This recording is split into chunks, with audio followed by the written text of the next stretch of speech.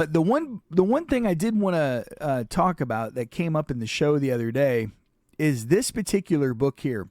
I love stocking books like this. This is Woman in Science: 50 Fearless Pioneers Who Changed the World.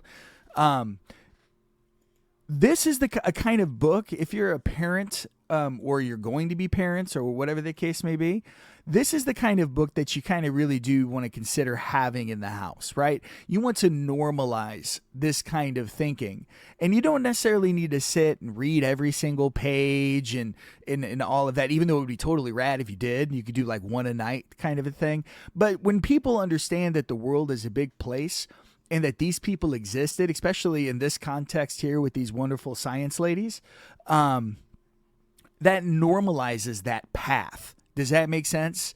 And it is not even something that you have to like slam a child over the head with. Don't slam a kid in the head with a book. It'll hurt. Don't do that.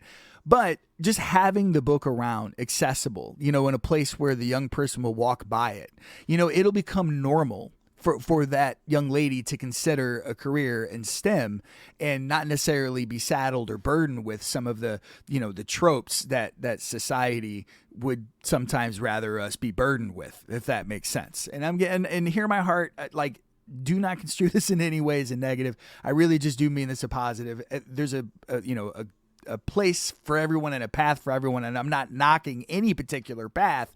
I'm just saying it's nice to have all of the paths available to you, because we're all built different. You might have that next little, Madame Curie or whatever the case may be. But if that young little potential Madame Curie isn't aware that that path is available to her in her life, then we, the collective we, do not get that Madame Curie. And I'm rhyming and I didn't know I would do that.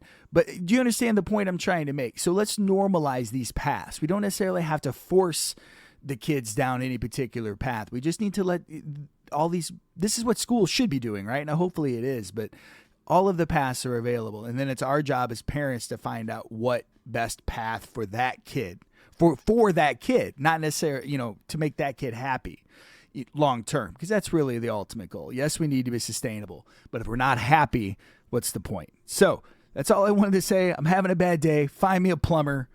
Nice talking to you.